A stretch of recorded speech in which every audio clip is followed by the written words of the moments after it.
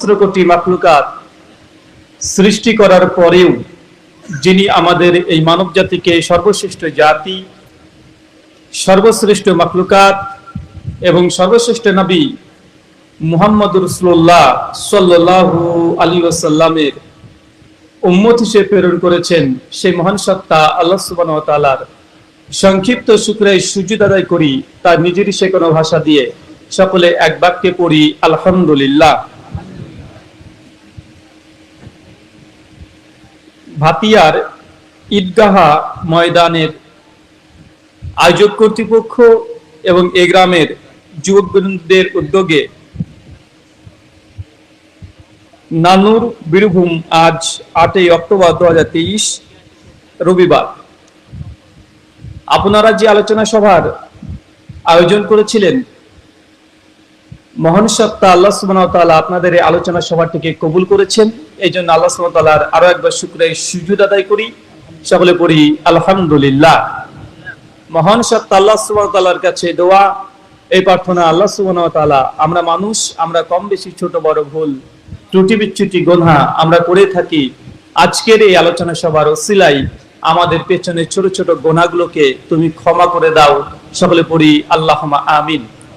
মহান সত্তা আল্লাহ সুবহানাহু ওয়া তাআলার কাছে দোয়া, এই প্রার্থনা, আল্লাহ সুবহানাহু ওয়া তাআলা আজকের এই আলোচনা সভাটিকে সফল করার জন্য যারা সার্বিক দিক থেকে সাহায্য এবং সহযোগিতা করেছেন, দোয়া, পরামর্শ, মেধা এবং আর্থিক সহযোগিতা এবং দূর দূরান্ত থেকে যেসব শ্রোতা মণ্ডলী, ভাতৃমণ্ডলী উপস্থিত হয়েছেন, তাদের সকলেই শুকরিয়া আদায় করছি আলহামদুলিল্লাহ। তো যাই হোক, বাদ মাগরিব থেকে বিভিন্ন আলোচক তারা পবিত্র কোরআন এবং সেই সুন্নাহর আলোকে গুরুত্বপূর্ণ আলোচনা আপনাদের সামনে পেশ করেছেন। আমার আলোচনার পূর্বেও বুখারী সাহেব গুরুত্বপূর্ণ তিনি আলোচনা রাখছিলেন। সমাজে আমাদের মুসলিমদের প্রেক্ষাপটকে সামনে রেখে আজকের আয়োজক কর্তৃপক্ষ আমাকে বিশেষ করে নির্দিষ্ট কিছু বিষয় ইঙ্গিত করেছেন, সে বিষয়ে কথা বলার জন্য। বিশেষ করে যুব সমাজ এবং তরুণ সমাজ কেন্দ্রিক। আচ্ছা, যুব সমাজ, তরুণ সমাজ, তারুণ্যতা, মোটামুটি আমরা ধরে নিতে পারি মানুষের যে সময়, এই সময়টা আল্লাহ 3টে ভাগে ভাগ করেছে। চাচা, কয়টা ভাগে? জোরে বলেন। 3টে ভাগে আল্লাহ ভাগ করেছেন। একটা হচ্ছে শিশু অবস্থা। কোন অবস্থা? শিশু অবস্থা। আর একটা হচ্ছে যৌবন, আর আরেকটা আছে বার্ধক্য। আর জামে তিরমিজি হাদিস নাম্বার 3109 আল্লাহ নবী বলে দিয়েছেন যে আমার উম্মতের গড় বয়স হচ্ছে 60 থেকে 70। কত? উম্মতের গড় বয়স কত? 60 থেকে 70। দেন আল্লাহ নবী তিনি ইন্তেকাল করেছেন 63 হিজরি। আবু বকর রাদিয়াল্লাহু তাআলা তিনি মৃত্যুবরণ করেছেন 63 হিজরি। আলী বিন আবি তালেব 40, এবং অধিকাংশ সাহাবা রাদিয়াল্লাহু তাআলা আনহুদের দেখা যায় তারা 60 খুব কমই আছে যারা ক্রস করেছে। আর উম্মতের গড় বয়স কত হবে? 60 থেকে 70। মানে এখানে যারা 60 থেকে 70 বছরের চাচারা বসে আছেন, আমার পাশে আছেন, নিঃসন্দেহে তিনি 60 বছর ক্রস করেছেন। চাচা, মাশাআল্লাহ, চিন্তা করতে পারছেন? 66। যাই হোক, তার মানে বোঝা যাচ্ছে যে আল্লাহর নবী আমাদেরকে যেই বয়সের একটা মোটামুটি আমাদের গড় একটা বয়স বলেছে, আমরা অনেকে আছে পার করে দিয়েছি, করেছি না? আল্লাহ সুবহানাহু ওয়া তাআলা মানুষের জীবনটাকে যেমন 3টে পর্যায় করেছে, আর 3টে পর্যায়ে 3 রকমের ধরন আছে। আল্লাহ শুরু করেছেন দুর্বলতা দিয়ে। কি দিয়ে? কথা বলেন। দুর্বলতা, চরম দুর্বলতা। এরপরে আল্লাহ সাময়িক কিছুক্ষণের জন্য আল্লাহ দিয়ে দেন শক্তিমত্তা। তারপর আল্লাহ সুবহানাহু ওয়া তাআলা আবারও ফিরিয়ে নিয়ে যায় আবার দুর্বলতায়। উদাহরণটা আপনাকে একটু খোলাখুলি বলে দিই। একজন ছোট্ট সদ্যজাত সন্তান যখন জন্মগ্রহণ করে, সে কি শক্তিশালী না দুর্বল? আরো জোরে বলেন। দেখবেন তার 2 হাত আছে আমার মতো, আপনার মতো, 2 চোখ আছে, 2 কান আছে, নাক আছে, 2 পা আছে, কিন্তু সমস্ত কিছু থাকার পরেও সে দুর্বল। 1 গ্লাস পানি পান করতে পারে না। একা একা সে যদি কোনো পটি করে ফেলে তারপরে পরিষ্কার করতে পারে না। কোনো কিছু শুনলে অনুধাবন করতে পারে না। কোনটা ভালো কোনটা খারাপ এই কোনো কিছু জ্ঞান তার থাকে না। এই সময়টা দীর্ঘক্ষণ চলতে শুরু করে, ধীরে ধীরে ধীরে ধীরে প্রকৃতি থেকে জ্ঞান অর্জন করতে শুরু করে। মানে এই ছেলেটা জন্মগ্রহণ করছে কি দিয়ে? কথা বলেন। দুর্বলতা দিয়েই। এরপর কিছুদিনের জন্য হয় যৌবন, এটা হচ্ছে শক্তিমত্তা, ক্ষমতা, পাওয়ার, কঠিন ক্ষমতা, কঠিন পাওয়ার। এই সময়টা একটা মানুষকে আল্লাহ এত ক্ষমতা দিয়ে দেন যে ক্ষমতা দিয়ে যা ইচ্ছা তাই করতে পারে। আবার এই ক্ষমতাকে আস্তে আস্তে ধীরে ধীরে ধীরে ধীরে সমাপ্ত করেন আল্লাহ আবার দুর্বলতা দিয়ে। যেসব চাচারা আছে দেখেন বসে আছে, এদেরকে এখন বার্ধক্য পরিণত হয়ে গেছে, এদের ক্ষমতা, এদের শক্তি, এদের পাওয়ার আর আমার ক্ষমতা পাওয়ার শক্তি এক। কথা বলেন, আমার সঙ্গে পাঞ্জাতে পড়বে চাচা এখন? কথা বলেন, পারবে? কিন্তু 20 থেকে 30 বছর আগে তিনি পারতেন কি পারতেন না? 20 থেকে 30 বছর আগে অনেক চাচারা আছেন, তারা রেসিং করেছেন, দৌড় প্রতিযোগিতায় বড় বড় মেডেল নিয়ে চলে এসেছেন, বড় বড় কাপ জিতে গেছেন। কিন্তু আজকে যদি একটা 12-14 বছরের ছেলে সে দৌড় প্রতিযোগিতায় লাগিয়ে দিই, পারবে? কথা বলেন না। দুই কান আছে, শুনছে ঠিক কিন্তু বুঝতে পারে না, মানে অনুধাবন ক্ষমতা আল্লাহ বিলুপ্ত করে দেন কি দেন না? দেন।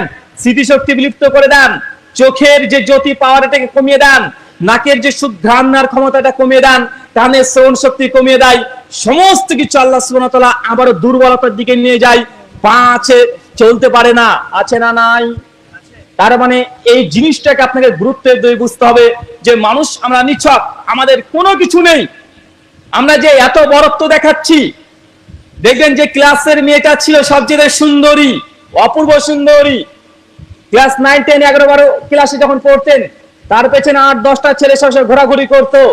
এখন দেখবেন 20 বছর পর তার চেহারা সব ঝুলে গেছে, গালমুখ সব ঝুলে গেছে, তার আর সেই গ্লেজ নেই, মানুষ তার দিকে দৃষ্টি দিচ্ছে না। তাই কিসের অহংকার? যতই কিছু করেন না কেন, সর্বশেষ আপনাকে দুর্বলতার দিকে ফিরে যেতে হবে। আল্লাহ সুবহানাহু ওয়া তাআলা আমাদেরকে এই জন্য উপার্জন করার জন্য যে পিরিয়ড সময়টা দিয়েছে সেটা যৌবন কাল। কোন কাল? যৌবন কাল। কেননা মানুষ যখন বাচ্চা শিশু থাকে, এ মানুষের কল্যাণও করতে পারে না, বড় কোনো ক্ষতিও করতে পারে না। মানুষ যখন বার্ধক্য উপনীত হয়ে যায়, না সে মানুষের কোনো কল্যাণ করার ক্ষমতা রাখছে, না কোনো ক্ষতি করার ক্ষমতা রাখে। যত সামান্য বৃহৎ ক্ষতি করতে পারে না, বৃহৎ উপকারটা করতে পারে না। কিন্তু একটা যৌবন, যে তরুণ সমাজ, তরুণতা, এটা মানুষকে যদি আপনি ব্যবহার করেন একটা শক্তি রূপে, একটা সমাজকে পরিবর্তন করার ক্ষমতা আছে না নাই? কথা বলেন। তার জন্য একটা কথা আমি প্রায়শই বলে দিই যে আপনি যদি গোটা বিশ্ব জগতে সবচেয়ে ভয়ঙ্কর সময় যদি কোনোটাকে নিষ্পাত করতে চান, নির্দিষ্ট করতে চান, সেই সময় কোনটা? যৌবন সময়। খুব গুরুত্বপূর্ণ, অতীব গুরুত্বপূর্ণ। আর এই যৌবন পিরিয়ডটাকে আমরা যদি কন্ট্রোল করতে না পারি, নিয়ন্ত্রণে রাখতে না পারি, তাহলে একটা সমাজ হয় ধ্বংস হবে অথবা গড়ে উঠবে। দুটো উদাহরণ দিলে বুঝতে পারবেন। জঙ্গল দেখেছেন?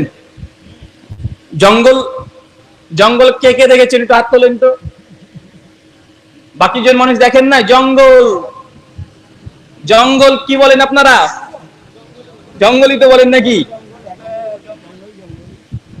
তো জঙ্গল তো আমরা সবাই জানি, জঙ্গল আমরা দেখি।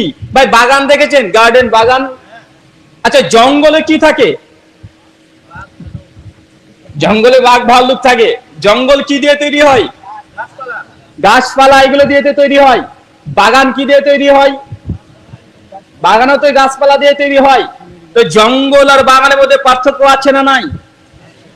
দেখবেন জঙ্গল মানুষ ভয় ঢুকতে চায় না। জঙ্গল দেখলে মানুষের ভীত সন্ত্রস্ত হয়ে যায়। জঙ্গল দিয়ে যাবেন, ভাববেন এদিক দিয়ে যাওয়া যাবে না, রাত্রি 12টা পার হয়ে গেছে, কখন কোন দুর্ঘটনা ঘটে যায়। জঙ্গলে মানুষ বিচরণ করতে চায় না। কিন্তু বাগান দেখবেন মানুষ ভিজিট করতে যায়, বাগান পরিদর্শন করতে চায়, বাগান দেখার জন্য টিকিট কেটে কেটে বাগানের সৌন্দর্য উপভোগ করতে চায়। অথচ দুটো জায়গাতে একই আছে, গাছপালা বৃক্ষপালা রাজি দিয়েই এই দুটো জিনিস, দুটো সোসাইটি তৈরি হয়েছে। তো জঙ্গল আর বাগানের মধ্যে পার্থক্য কোনটা? জঙ্গলে মানুষ যায় না। এই জন্য জঙ্গলের চরিত্র হচ্ছে এমন যে সুন্দর একটা গাছ আছে, তার পাশেই একটা সুন্দর যদি ফলও থাকে, আপনি ফলের পাশে দেখবেন একটা বিছুতা দাঁড়িয়ে আছে, বা সাপ ফনা তুলে দাঁড়িয়ে আছে, বা কাঁটা জাতীয় গাছ আছে। মানে তুলতে যাবেন, ওখান থেকে কিছু আরোহণ করতে যাবেন, তাতে ভয় আছে না নাই? আছে। কিন্তু বাগান অপূর্ব সুন্দর। এখন আপনার কাছে আমার প্রশ্ন, এই জঙ্গল আর বাগান দুটোই গাছ দিয়ে তৈরি, কিন্তু দুটোর মধ্যে পার্থক্য কেন? কিসের পার্থক্য? সৌন্দর্য। এই সৌন্দর্যের পার্থক্য কে করেছে? আল্লাহ করেছে। জি, সবকিছু আল্লাহকে দিয়ে দিবেন। একটা জঙ্গল আর বাগানের মধ্যে পার্থক্য করেছে মানুষ, কিছু দায়িত্বশীল মানুষ যে দায়িত্ব পালন করেছে, তার জন্য জঙ্গল আর বাগান পার্থক্য হয়ে গেছে। জঙ্গল একা একা তৈরি হয়ে যায়, কেউ নিয়ন্ত্রণ করে না। গাছের ডাল যদি বড় হয়ে যায়, কেটে ছোট করার কোনো মালি নেই, কোনো নিয়ন্ত্রণকারী কেউ নেই। কিন্তু একটা বাগানের পেছনে প্রতিদিন 8 থেকে 10 ঘন্টা পরিশ্রম দিচ্ছে, শ্রম দিচ্ছে একজন মালি। সে দিন রাত 24 ঘন্টা তার গাছকে নিয়ে এসে যত্ন করছে, যত্ন নিচ্ছে। যখনই গাছের একটা ডাল বড় হয়ে যায়, কেটে ছোট করে দেয়। একটা যদি আগাছা জন্মে যায়, কেটে বাদ দিয়ে যায়। পানি বেশি হয়ে গেছে, সেচ দিয়ে বের করে দেয়। পানির প্রয়োজন, পানি দিয়ে দিচ্ছে। এই কাজটা কে করে? কথা বলেন। একজন গাছের মালিক যে বাগানের মধ্যে আছে, সে করছে। এখন আপনাকে এই উদাহরণটা, এক্সাম্পলটা দিয়ে বোঝানোর চেষ্টা করলাম যে যুব সমাজ, তরুণ সমাজকে নিয়ন্ত্রণ করার জন্য মালি প্রয়োজন। কি প্রয়োজন? মালি প্রয়োজন। যদি না হয় এই যুব সমাজে জঙ্গল তৈরি হতে পারে। অথবা যুব সমাজকে সুন্দরভাবে পরিচালনা করলে যদি মালি নিয়ন্ত্রণকারী থাকে, একটা সুন্দর বাগান উপহার দেওয়া সম্ভব। এখন এই মালি, এই নিয়ন্ত্রণকারী কে? কথা বলেন, কে? এই দায়িত্ব কাকে দেবেন? আমাকে? আমি তো বছরে একবার আসবো, 2-4টে কথা বলবো, চলে যাব। এই দায়িত্ব যদি আমাকে দেন, আমি এই দায়িত্ব পালন করতে পারবো? কথা বলেন না। তার জন্য এই যুব সমাজকে জঙ্গল তৈরি করতে না দিয়ে এটাকে বাগান তৈরি করতে হবে। এই যুব শক্তিকে, এটা পাওয়ারটাকে ব্যবহার করতে হবে সৎ কাজে। আর এর জন্য দরকার হচ্ছে আমাদের সমাজে যারা মুরব্বী আছে, যারা আলেম ওলেমা আছে, শায়েখ মাশায়েখ আছে, যারা গুরুজন আছে, প্রবীণ ব্যক্তি আছে, এদেরকে পরিচালনা করতে হবে। আর সবচেয়ে বড় পরিচালনাকারী হচ্ছে 2 জন, একটা পিতা আর একজন মাতা। কি বললাম? পিতা মাতা কি করবে? আপনাকে যদি বলা হয় যে ভাই আপনার বাড়িটা বা আপনার পরিবার এটা জঙ্গলের মতো না বাগানের মতো, উত্তর কি হবে? আপনার পরিবার জঙ্গলের মতো না বাড়ির মতো? আরো জোরে বলেন। জঙ্গল না বাড়ি পরিবারটা? পরিবারের ঠিকঠাক পর্দা আছে? যে কেউ মানুষ আপনার বাড়িতে যাতায়াত করতে পারে তো? জি। বাগানে দেখবেন যে কেউ মানুষ যেতে পারে না, তার আগে টিকিট কাউন্টারে টিকিট কাটতে হয়, আছে না নাই? কথা বলেন। টিকিট কেটে ঢুকতে হয়। আপনার বাড়ি যে কেউ প্রবেশ করতে পারে? পাশের বাড়ির চলে এসেছে ভাই, আপনি বাড়িতে নেই, ভাবি গো ভাই কোথায়? তো তোমার ভাই বাজারে গিয়েছে। ও তাই? বসে গল্প করছে একটা সেন্দুগঞ্জের লুঙ্গি পরে। আছে না নাই? কথা বলেন। তো এই পরিবারটাকে কি বলবেন, জঙ্গল না বাগান? এই পরিবারটা জঙ্গল। আপনার মেয়ে ক্লাস 9 বা 10 পড়ছে। এই মেয়েটা সকাল ভোরবেলায় আপনি ঘুম থেকে ওঠার আগেই আপনার মেয়ে চলে গেছে। বাবাকে জিজ্ঞাসা করছে মেয়ে কোথায় গিয়েছে? পড়তে গিয়েছে, টিউশনি। 3টে বেজে গেছে, আসে না। কি মেয়ে কোথায়? মেয়ে স্কুলে গিয়েছে বা কলেজে গিয়েছে, বার হচ্ছে রবিবার। আছে না নাই? কথা বলেন। রবিবারে মেয়ে স্কুলে গিয়েছে, আছে না ভাইজান? রবিবারে স্কুল করে অনেকে আছে। তাই এই পরিবারটিকে কোনোভাবে আপনি বলতে পারেন না এটা আমার সোনার পরিবার। এটাকে আপনি বলতে পারেন না বাগান, বরং এটা জঙ্গলে করে ফেলেছেন। কেন? এই পরিবারের বাবা মা দায়িত্বহীনতার পরিচয় দিয়েছে, দায়িত্ব পালন করছে না। মনে রাখবেন, একটা পরিবার সূচনা হয় পিতা এবং মাতার দ্বারা। কার দ্বারা? পিতা এবং মাতার দ্বারা। মা বাবা যদি দায়িত্বহীন হয়ে যায়, তার পরিবার নিশ্চিত ধ্বংস হবে। সেই বুখারী হাদিস না 1348, আল্লাহ নবী বলছেন প্রত্যেকটা আদম সন্তান জন্মগ্রহণ করে দিনুল ফিতর নিয়ে, মুসলিম হয়ে। একদম পাপ বলে কিছু থাকে না, সাদা কাগজের মতো একটা সন্তান জন্মগ্রহণ করে। তারপরেই তার বাবা মা আর তার প্রতিবেশী তাকে হয় ইহুদি বানায়, অথবা খ্রিস্টান বানায়, অথবা অগ্নি পূজারী বানায়। ভাই বলেন তো, একটা সন্তান ধ্বংসের জন্য আল্লাহ নবী কাকে দোষারোপ করেছে? নরেন্দ্র মোদীকে। জি। কাকে করেছে? হুজুরকে? বড় বড় শিক্ষককে? না, আল্লাহ নবী বলছেন যে প্রত্যেকটা আদম সন্তান জন্মগ্রহণ করছে দিনুল ফিতর নিয়ে, একদম মুসলিম হয়ে। মুসলিম মানে আল্লাহর কাছে আত্মসমর্পণকারী, যার মধ্যে কোনো পাপ নেই। জন্মগ্রহণ করেছে সাদা কাগজ। এই যে সাদা কাগজ, খাতা কিনে নিয়ে আসেন, দোকান থেকে একটা মেমোরি কার্ড কিনে নিয়ে এসেছেন, গান ডাউনলোড করেন, আছে না নাই? কথা বলেন। হার্ড ডিস্ক কিনেছেন, মেমোরি কার্ড কিনেছেন, সেই মেমোরি কার্ড একদম ফাঁকা থাকে না ভাই। যখন একটা সন্তান জন্মগ্রহণ করছে, আপনার কলেজেই একটা সুন্দর সন্তান আল্লাহ উপহার দিয়েছে, গিফট করেছে। এই সন্তানটা একদম সাদা নিষ্কলুষ, কোনো পাপ নেই, পাক্কা মুসলিম এই ছেলেটা। আল্লাহ নবী এরপরে বলছে, এরপরেই তার বাবা মা তাকে ইহুদি বানায়, তার বাবা মা তাকে খ্রিস্টান বানায়, তার বাবা মা তাকে মুশরিক বানায়, তার বাবা মা তাকে নাস্তিক বানায়, তার বাবা মা, তার প্রতিবেশী, সমস্ত কিছু প্রভাবে এই ছেলেটা ধ্বংস হয়ে যায়। মানে এখানে 3 নম্বর আরেকজনকে অভিযোগ করেছে আল্লাহ নবী, সে হচ্ছে প্রতিবেশী। কাকে? কথা বলেন। এক হচ্ছে বাবা, 2 মা, আর 3 হচ্ছে কে? প্রতিবেশী। আপনাকে এই কথাগুলো বলছি এই জন্যই যে ধর্মীয় কথা অনেক শুনেছেন, আপনাকে জাস্ট আপনার পরিবারকে সুরক্ষা করবেন কিভাবে, এই চিত্রটা আপনাকে দেখাবো। আপনার পরিবারের অবস্থা কি এটা জানা দরকার আছে না নাই? কথা বলেন। যদি পরিবার যদি ধ্বংস হয়ে যায়, যদি পরিবার ধ্বংস হয়ে যায়, ধর্মের মূল্য থাকবে? কথা বলেন। মানে বুঝতে পারছেন না? কারা কারা বুঝতে পারছেন একটু হাত তোলেন তো। সবাই বুঝতে পারছেন? যদি আপনার পরিবারকে যদি সংশোধন করতে না পারেন, ধর্ম করার পাশে মূল্য থাকবে না। সূরা তাহরিম 66 আয়াত নম্বর 6 আল্লাহ বলছে, কু আনফুসাকুম ওয়া আহলিকুম নারা, প্রথমে তুমি নিজে বাঁচো, তারপর তোমার পরিবার বর্গকে বাঁচাও। মানে নিজেকেও বাঁচতে হবে আর পরিবারকেও বাঁচাতে হবে। এই দুটো হচ্ছে আপনার জিম্মেদারি। আপনার জিম্মেদারি কয়টা চাচা, কয়টা? কথা বলেন। আগে নিজের পরিবার, আর তারপর কি? তারপর হচ্ছে আপনার প্রতিবেশী। আর এই দায়িত্ব প্রত্যেকটা মানুষের, এটা শুধু হুজুরের না, এই দায়িত্ব আপনার, এই দায়িত্ব সকলের। নিজের পরিবারকে কন্ট্রোল করতে হবে আপনাকে। আপনি তো বারবার বলছেন যে মোদী সরকার ক্ষমতায় আসার পরে পেট্রোলের দাম হয়ে গেল 115 টাকা, বলছেন কি বলছেন না? মোদী সরকার আসার পরে 1100 টাকা গ্যাস হয়ে গেছে। মোদী সরকার ভারত থেকে বিক্রি করে দিয়ে দিল, গোটা ভারতের রাস্তা বিদেশিরা নিয়ে নিয়েছে। জি, এই কথাগুলো সত্য। গোটা ভারতের দায়িত্ব পেয়েছে। কোন ব্যক্তি যদি দায়িত্বহীন ব্যক্তি যদি দায়িত্ব পায়, তো সমাজটাকে ধ্বংস করবে, এটা ঠিক। ঠিক একই ভাবে আপনি যে তাকে অভিযোগ করছেন, আপনি আপনার পরিবারকে কন্ট্রোল করতে পারেন? যে উনি তো গোটা ভারত দেখছেন। আপনি কি আপনার পরিবারের যে জিম্মেদারি আল্লাহ দিয়েছেন, আপনার ছেলে আছে, মেয়ে আছে, মা আছে, বাবা আছে, এই পরিবারের 7-8টা সদস্যকে নিয়ে আপনি কি খুশি? কথা বুঝতে পারছেন না? আচ্ছা, কারা কারা খুশি একটা হাত তোলেন তো। একই সঙ্গে বাবার হক, মায়ের হক, ছেলে মেয়ের হক, আপনার প্রতিবেশীর হক, বন্ধুর হক, বাবার আত্মীয় স্বজনের হক, শাশুড়ির হক, শ্বশুরের হক, শালা সম্বন্ধী যা আছে, মোটামুটি আপনার ক্লোজ যারা আছে, কাজিন, তাদের হক আপনি আদায় করতে পারেন? কথা বলেন। আরে আমরা মুসলমান, প্রতিবেশীর হক তো দূরের কথা, আমরা রাস্তার হকও আদায় করতে পারি না। কি বলেন, রাস্তার ওপর হক নাকি? জি, রাস্তারও হক আছে।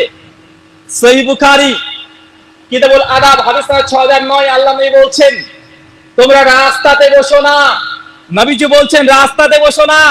সাহাবারা বলছে, ইয়া রাসূলুল্লাহ, রাস্তাতে যদি না বসি আমাদের দ্বারা সম্ভব নয়, রাস্তায় আমাদের অনেক কাজ। আল্লাহ নবী বলছেন, রাস্তায় যদি বসতেই চাও তবে রাস্তার হক আদায় করো। রাস্তার কি আদায় করো? কথা বলেন চাচা, রাস্তার কি? রাস্তার হক। সাহাবীরা বলছে, আল্লাহ নবী, রাস্তার হক হয় নাকি? বুঝেছি, বাবার হক আছে, মায়ের হক আছে, প্রতিবেশীর হক আছে, রাস্তারও হক হয়? আল্লাহ বলছে, জি হ্যাঁ, রাস্তার হক প্রথম হক। রাস্তাতে যখন দাঁড়াবে চোখ নিচু রাখবে। কি রাখবে? কথা বলেন। যদি চোখ নিচু করে ছেলে মেয়ে রাস্তাতে চলাচল করে, ইভটিজিং হবে, মেয়েরা সেক্সুয়াল হ্যারাসমেন্ট হবে, সমাজে নারীদেরকে ধর্ষণ করার আর কোন ব্যক্তি থাকবে? কথা বলেন। আল্লাহ নবী এই জন্য বলছেন, রাস্তায় যদি দাঁড়াতেই হয়, খুবই যদি প্রয়োজন হয়, যদি বসতেই হয়, রাস্তাতে যদি থাকো, রাস্তার হক আদায় করো। আপনি তো প্রতিদিন ওই চায়ের দোকানে যে টিভি চলছে ওখানে বসে আছেন। কথা বলেন, আছে না নাই সমাজে? চায়ের দোকানদার টিভি দিয়ে দিয়েছে একটা 21 ইঞ্চি কালার টিভি, প্রতিদিন সিনেমা চলছে, সিরিয়াল চলছে, আরে মানুষ কিন্তু সেগুলো উপভোগ করছে, দেখছে। আল্লাহ নবী বলছেন রাস্তাতে বসা যাবে না, আপনি দোকানে বসে আছেন। কোথায় বসে আছেন?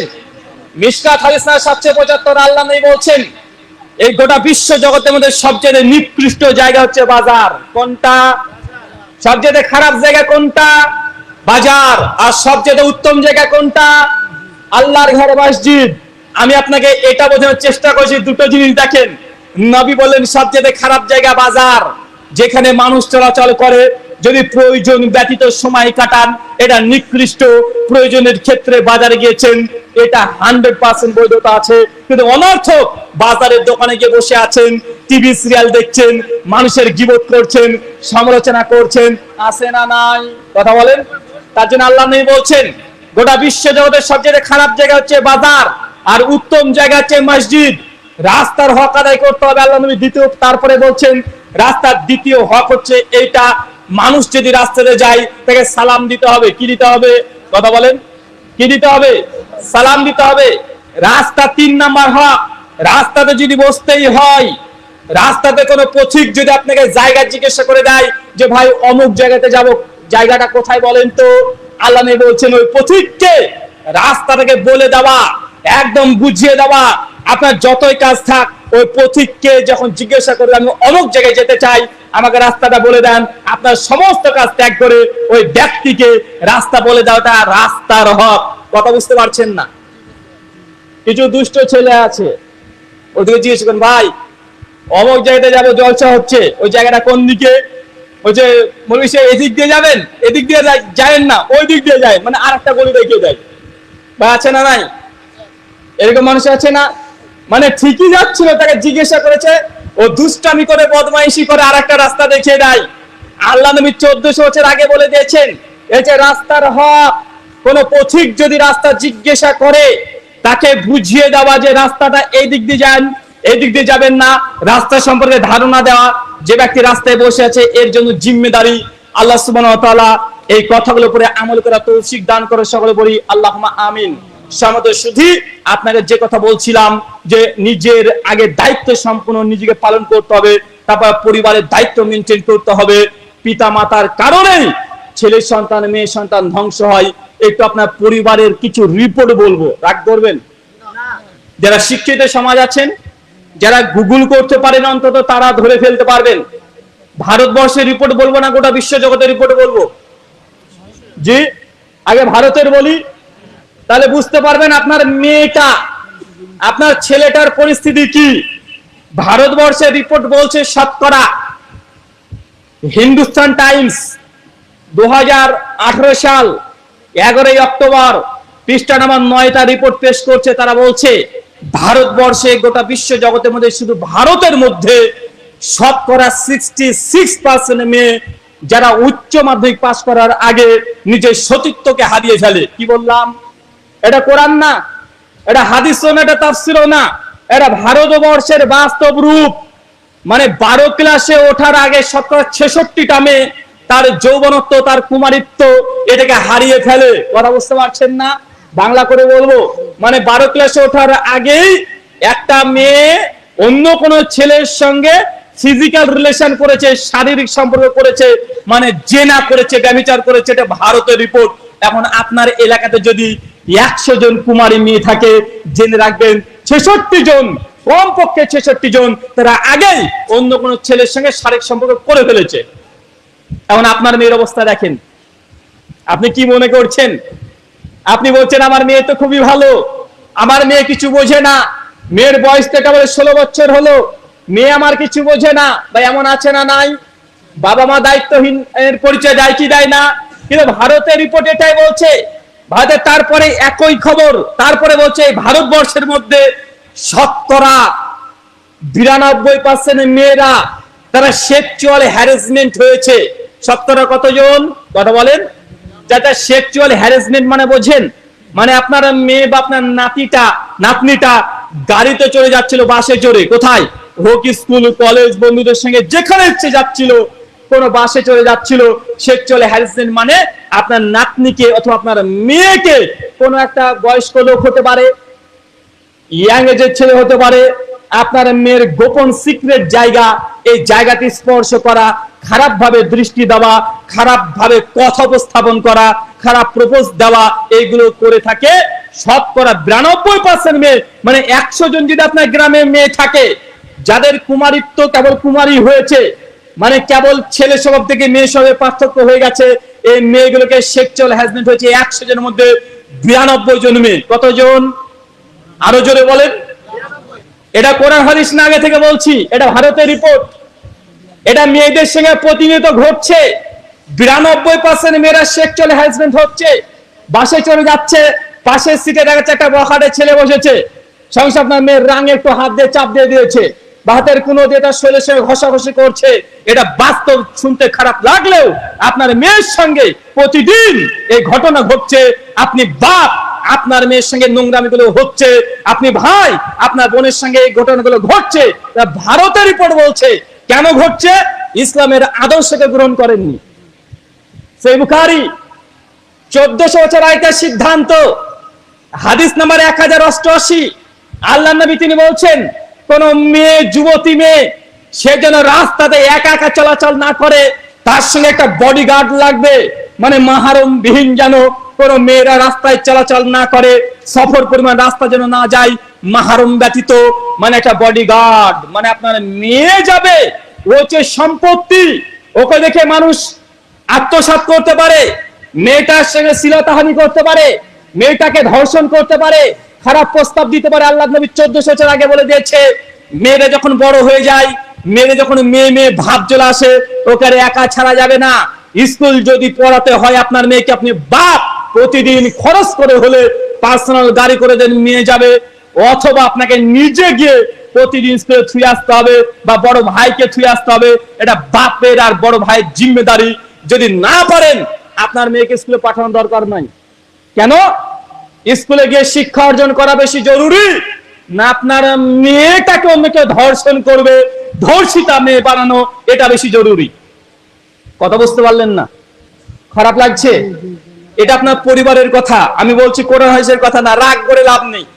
কারণ আমরা যখন বলি যে ভাই আপনি এই গুনাহটা করলেন, নামাজ পড়লেন না, আল্লাহ নবী বলছেন, মান তারাকা সালাতা মুতাম্মাদান ফাকাদ কাফারা। যে ব্যক্তি নামাজ পড়ে না, নামাজকে ইচ্ছাকৃত ত্যাগ করেছে, ফাকাদ কাফারা, এই ব্যক্তি কাফের, মানে মোদি। সে মুসলিম কিতাবুল ঈমান হাদিস নাম্বার 253, আল্লাহ নবী বলছেন, মান তারাকা সালাতা মুতাম্মাদান ফাকাদ কাফারা। যে ব্যক্তি ইচ্ছাকৃত নামাজকে ত্যাগ করে দিল, এই ব্যক্তিকে আল্লাহ নবী বলছে কাফের। কি কথা বলেন? কি বলছে? জোরে বলেন। এটা আমার কথা না, নবীর কথা। যদি রাগ করতে হয়, নবীর উপরে করতে হবে। 4 লক্ষ টাকা খরচ করে চলে যাবেন হজ করতে, নবীর যে কবরস্থান আছে কবরে চলে যাবেন, আর নবীকে গিয়ে একটু বলবেন, এই কথা কেন বলেছেন? নামাজ পড়ে না বলে আমাকে কাফের কেন বললেন? আর নবী এই কথা বলে নাই, এর চেয়ে তারা কঠিন কথা বলেছে। তাবরানী আসাদ হাদিস নাম্বার 1145, আল্লাহ নবী বলছেন, যে ব্যক্তি সালাত আদায় করে না, যে ব্যক্তি নামাজ পড়ে না, এই ব্যক্তির কিয়ামত হবে। 1 নাম্বার সবচেয়ে পৃথিবীর ভালো মানুষ, তার নাম হচ্ছে ফেরাউন। যে নামটা ভালো না? ফেরাউন নাম ভালো কি খারাপ? কে বললো ফেরাউন নাম খারাপ? আরে ফেরাউন নাম যদি খারাপই হবে, কোরআনে থাকবে কেন? সুনান তিরমিজি হাদিস না 2910, ফাজালে কোরআন, আল্লাহ নবী বলছেন, কেউ যদি কোরআনের একটা হরফ পড়ে 10 করে নেকি পায়। যে শুনবে সেও পাবে, যে পড়বে সেও পড়বে। আলিফ লাম মিম, 3 হরফ, 3 10 30 নেকি। এখন কোরআনে ফেরাউনের নাম আছে না নাই? সূরা আলা পড়েন, তাও ফেরাউনের নাম। আর কোরআনে যার নাম সবচেয়ে বেশি এসেছে তার নাম নবী মুসা। আর মুসা যখনই আসে ফেরাউন তখনই থাকে। কোরআনে পৃষ্ঠায় পৃষ্ঠায় বললে ভুল হবে না, কোরআনের অধিকাংশ জায়গায় ফেরাউনের নাম আছে। এখন ফেরাউনের নাম যদি কোরআনে পড়েন, নেকি হবে কি হবে না? এখন আপনার একটা টুকটুকে সুন্দর একটা সন্তান হয়েছে, এসে বলছে, নুরুল আমিন ভাই আমার একটা ছেলে হয়েছে, তো আকিকা দেবো, 7 দিন 4 দিন একটা নাম বলে দেন না, কোরআন হাদিস মোতাবেক একটা নাম রেখে দেন। আর আমি ধরেন কোরআন খুলে প্রথমে পেয়েছি ফেরাউন। ভাই এই নাম যদি বলি যে ভাই ফেরাউন নাম রেখে দেন, ছেলের নাম রাখবেন কেন রে ভাই? নামটা কি খারাপ লাগছে শুনতে? নাম শুনতে তো ভালোই লাগছে, ভাবি আলাদা, ফেরাউন। একটা কঠিন ভাবনা ভাই। তো ছেলের নাম যদি ফেরাউন, কে রাখবেন? কথা বলেন। আল্লাহ নবী বলছেন, যে ব্যক্তি সালাত আদায় করেনি দুনিয়ায়, যে ব্যক্তি নামাজ পড়ে নাই, এর হাসর হবে 1 নাম্বার ফেরাউন, হামান, এইসব বড় বড় টাইটেলধারী ব্যক্তির সঙ্গে। যদি আজকের দিনে হাদিসটিকে ব্যাখ্যা করতে হয়, যে ব্যক্তি নামাজ পড়ে না, এর হাসর হবে ভারতবর্ষের প্রেক্ষাপট অনুযায়ী মোদি, অমিত শাহ, যোগী, এই কোয়ালিটি মানুষের সঙ্গে। এটা বাস্তব, এটা আল্লাহ নবীর হাদিস। সেটা আল্লাহ নবী কাফের বলেনি, বলেন কোন কোয়ালিটির কাফের, কোয়ালিটি শুদ্ধ বলে দিয়েছে। অথচ আমরা এই জিনিসগুলো বলছি, আপনাদের কর্ণপাত হয় না। কর্ণপাত হলেও আপনাদের হৃদয়ে আঘাত লাগে না। শেখ সালেহ আল উসাইমিন রাহিমাহুল্লাহ তারকুস সালাহ পৃষ্ঠা নাম্বার 26-এ বলছে, যে ব্যক্তি সালাত আদায় করে না, যে ব্যক্তি মসজিদ নামাজ আদায় করে না, ওই ব্যক্তিকে মুসলমানের গোরস্থানে কবর দেওয়া জায়েজ নয়। বুঝতে পারলেন না? ওই ব্যক্তি জানাজা তো হবে, তো হবেই না। কারণ যে ব্যক্তি দুনিয়াতে নিজে নামাজ পড়েনি, ওই ব্যক্তি মরার পর আবার জানাজার নামাজ কেন? কথা বুঝতে পারলেন না ভাইজান? এই শেখ সালেহ আল উসাইমিন বলছেন, যে ব্যক্তি সালাত আদায় করে না, যে ব্যক্তি নামাজ পড়ে না, ওই ব্যক্তি জানাজার নামাজ তো দূরের কথা, মুসলমানদের গোরস্থানে কবর দেওয়া যাবে না। ওকে হিন্দুদের মতো পুড়িয়ে ফেলেন বা গর্ত করে মাঠের মধ্যে পুঁতে রাখেন, লবণ টবল ঢেলে দিয়ে, যেন দুর্গন্ধ না ছড়াতে পারে। এটা শেখ সালেহ আল উসাইমিনের ফতোয়া, এটা আমার ফতোয়া না। রাখতে হলে তার উপরে রাখবেন। উনি আরবি ভাষায় বলেছিলেন, আপনি বাঙালি, আমি বাংলা আপনাকে বললাম, তাই আমার উপরে রাগ করে 5 পয়সা মূল্য নেই। আমি যা কথাগুলো বলছি, একটা বললাম ভারতবর্ষের রিপোর্ট, রাগ করলে রিপোর্টের উপরে করেন। বললাম শেখ সালেহ আল উসাইমিনের কথা, রাগ করলে উসাইমিনের উপরে রাগ করেন। বললাম নবীর কথা, নবী বলেছে যে নামাজ পড়ে সে কাফের হয়ে যাচ্ছে। কোন কোয়ালিটির কাফের নবী সেটা বলেছে। রাগ করলে নবীর উপরে করতে হবে। ভাই আমি তো মধ্যস্থকারী, আমি আপনার সামনে মধ্যস্থকারী হিসাবে আপনাকে বলছি, আমার উপরে রাগ করে লাভ আছে? কথা বলেন। এখন আপনার যদি মানতে চাই মানবেন, না মানতে চাইলে না মানবেন। আপনি যদি এই কথাগুলো মেনেও নেন, আমার 4 কাঠা জমি 16 কাঠা হবে না। আর আমার 16 কাঠা জমি আপনি যদি না মানেন 2 কাঠা হয়ে যাবে, এমনটাই নয়। আল্লাহ বলছে সূরা গাশিয়া নম্বর 88 আয়াত নম্বর 20 এবং 21, ফাযাক্কির ইন্নামা আনতা মুযাক্কির লাস্তা আলাইহিম মুসাইতির। তোমাদের কাজ শুধু যে হকগুলো আছে, সত্য কথা আছে, এগুলো প্রচার করে দেওয়া। আল্লাহ বলছেন তোমাদেরকে দারোগা রূপে পাঠাইনি, পুলিশ করে পাঠাইনি, আরবি করে পাঠাইনি যে জোর করে আপনাকে মানাতে হবে। এটা আমার দায়িত্ব না, এটা বাপকে দায়িত্ব দিয়েছে। মিশকাত 575 নম্বর হাদিস, আল্লাহ নবী বলছেন, একজন ছেলের বয়স যদি 7 বছর হয়ে যায়, মেয়ের যদি 7 বছর বয়স হয়ে যায়, মা আর বাবা তার ছেলে মেয়েকে বলবে, আম্মু আব্বু চলো সালাত আদায় করতে হবে, নামাজের টাইম হয়ে গেছে, নামাজ পড়ো।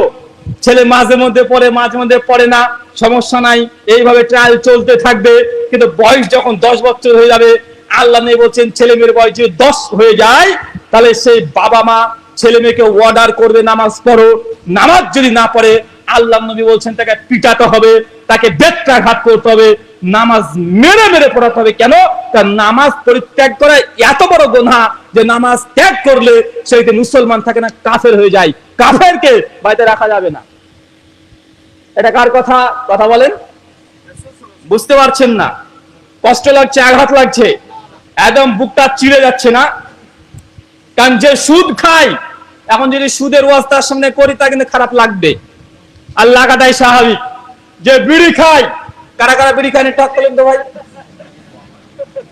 লোক বিড়ি খান না আপনি? কে কে বিড়ি খায় একটু হাত তোলেন তো। কেউ খান না? আরে সর্বনাশ, সব মানুষ না ফেরেশতা রে ভাই, একজনে বিড়ি খান না?